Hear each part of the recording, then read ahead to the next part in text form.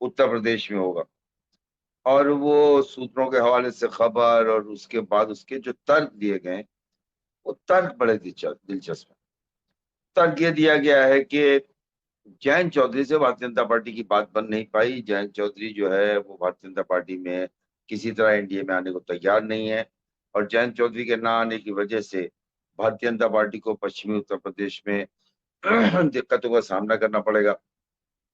किसी अखबार ने लिखा कि जयंत चौधरी जो हैं वो, उनको भारतीय जनता पार्टी में नड्डा की टीम में रखा जाएगा, इसीलिए नड्डा की टीम में किसी जाट को नहीं लिया गया। दो गुजर तो लिए गए हैं राष्ट्रीय कार्य समिति में, लेकिन कोई जाट नहीं, राष्ट्रीय कार्यकारिणी। उसके बाद फिर आ गई खबर नीचे और चलने लगा, चूंकि बहुजन समाज पार्टी 2014 के चुनाव में 0 सीट मिली बसपा को, फिर उसके बाद 19 में सपा से गठबंधन हुआ, 10 सीटें मिली। 2022 के चुनाव में बहुजन समाज पार्टी चुनाव हार गई, उसको केवल 1 सीट मिली। 2017 में बहुजन समाज पार्टी सरकार में नहीं आ पाई, और 2012 में अखिलेश यादव से बहुजन समाज पार्टी हार गई। इसलिए बहुजन समाज पार्टी जो है वो भारतीय जनता पार्टी से गठबंधन कर लेगी। मुझे बहुत हंसी आई, और हंसी आई तो मैंने सोचा कि इसको लेके मैं एक लाइव करता हूँ, कुछ बातें करता हूँ तर्क के साथ। पहली बात तो यह है कि भारतीय जनता पार्टी इस बार परेशान तो है, और उसकी परेशानी का सारा जितना भाजपा परेशान है उससे ज्यादा उनका गोदी मीडिया परेशान है। दैनिक जागरण अगर कोई खबर छाप रहा है और वो खबर नहीं बन की उसको इस तरह से, जैसे रिसर्च नहीं होती उस तरह से बना रहा है अगर दैनिक जागरण, तो इसको ऐसे नहीं छोड़ा जा सकता।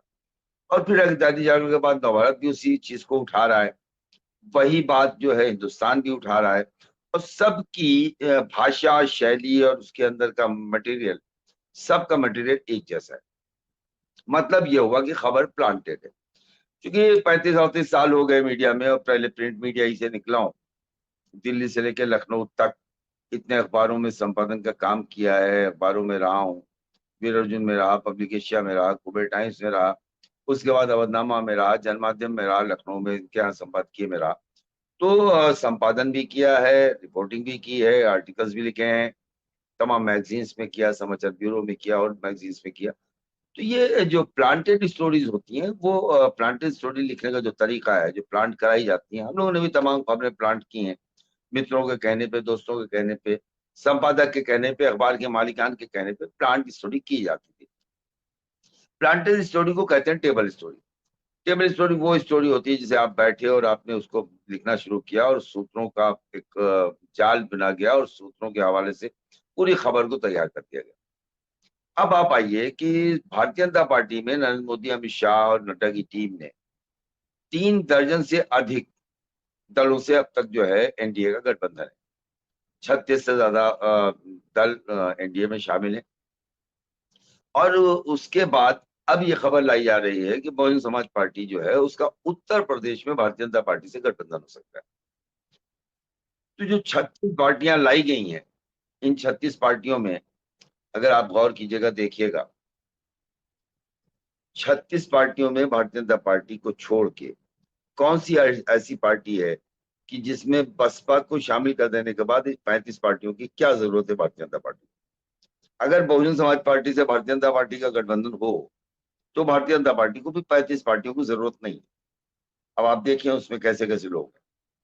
उसमें उत्तर प्रदेश से अनुप्रिया पटेल है, तो उत्तर प्रदेश से संजय निषाद भी हैं, उत्तर प्रदेश से ओम प्रकाश राजभर भी हैं। ये जो है भारतीय जनता पार्टी का हिस्सा है। इसी तरह बिहार में आप देखिए, रामविलास पासवान के पुत्र हैं, रामविलास पासवान के भाई हैं। ये दो अलग अलग पार्टियां दोनों है, उसके बाद मांझी भी हैं। तो 3 दलित नेताओं को, 3 पार्टियों को भारतीय जनता पार्टी एनडीए में शामिल करने की क्या जरूरत है, अगर मायावती साथ आ रही तो? उसके बाद आप देखिएगा तो तमाम राज्यों में जो गठबंधन है, छोटी छोटी पार्टियां, जिसकी किसी की कोई हैसियत नहीं है, किसी का कोई एमपी नहीं है, किसी का क्या कोई प्रतिनिधि नहीं है, और ऐसी पार्टियों से गठबंधन करके एनडीए बनाया गया। तो अगर भारतीय जनता पार्टी को मायावती से उनकी बातचीत चल रही होती है, मायावती से उनका मामला बन गया होता, तो भी भारतीय जनता पार्टी को ना प्रिया पटेल की जरूरत थी, ना संजय निषाद की जरूरत थी, ना ही ओम प्रकाश राजभर की जरूरत थी। इतने लोगों के दबाव भारतीय जनता पार्टी क्यों झेलती? सीधे सीधे बहुजन समाज पार्टी से गठबंधन कर लेती। भारतीय जनता पार्टी का वोट लगभग 40% और बसपा का वोट लगभग 13%, जिसमें 10% मान लीजिए, तो 50% तो ऐसे ही भारतीय जनता पार्टी के पास हो जाता। और उसके बाद उत्तर प्रदेश में 80 की 80 सीटें भारतीय जनता पार्टी जीत जाती।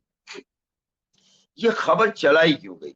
ये दैनिक जागरण ने इस खबर को सबसे पहले किया, दैनिक जागरण के बाद इस खबर को किया हिंदुस्तान ने, हिंदुस्तान के बाद अभी नवभारत टाइम्स ने भी इस खबर को किया, और सबकी भाषा शैली लिखने का अंदाज एक है। तो क्या बहुजन समाज पार्टी की जो बातचीत चल रही है उसकी कुछ सुगबुगाहट, उसकी कुछ आहट भारतीय जनता पार्टी को भी है? क्या इंडिया में बहुजन समाज पार्टी की जाने की संभावनाएं बढ़ती जा रही, और इंडिया में संभावनाएं बढ़ते हुए देखते हुए एनडीए का घटक और एनडीए की पार्टी और एनडीए के लोग डरे हुए हैं, घबराए हुए हैं? क्या भारतीय जनता पार्टी चाहती है कि इस तरह की खबरें प्लांट करके मुस्लिम जो है उसमें बसपा को लेके और नफरत का माहौल पैदा किया जाए, या ये खबरें भारतीय जनता पार्टी की जगह पर अखिलेश यादव या तेजस्वी यादव या नीतीश कुमार या इस तरह के लोग प्लांट करवा रहे हैं? क्योंकि ये खबर तो प्लांटेड है, खबर का जो अंदाज है, उसका जो लिखने का तरीका है, उसको जिस तरह से लिखा गया है, उसको देखने के बाद आप मान समझ सकते हैं कि ये इस खबर को जब आप पढ़िएगा तो आपको लगेगा कि प्लांटेड खबर है। तो ये प्लांट क्यों कराई जा रही है, इसके पीछे कौन है? भारतीय जनता पार्टी का डर है इसके पीछे, या भारतीय जनता पार्टी जो है इस तरह से खबरें प्लांट करा के कुछ जो इंडिया और बसपा में किसी तरह की कोई बात बनती हुई दिखाई दे रही हो, या मध्य प्रदेश में या राजस्थान में या छत्तीसगढ़ में, जिन राज्यों में चुनाव होने हैं वहां भारतीय जनता पार्टी बहुजन समाज पार्टी को इस तरह से कुछ करना चाहती है कि बहुजन समाज पार्टी की छवि धूमिल हो। मुझे लगता है कि इस सोशल मीडिया के दौर में और इस यूट्यूब के जमाने में इस तरह की अखबारों की खबरें बहुत दूर देर तक नहीं टिकती।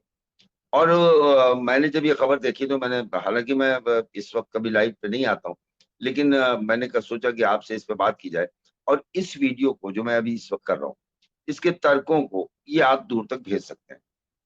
भारतीय जनता पार्टी को अगर बहुजन समाज पार्टी से किसी तरह का भी गठबंधन करना होता, पहली बात तो बहुजन समाज पार्टी ने आज तक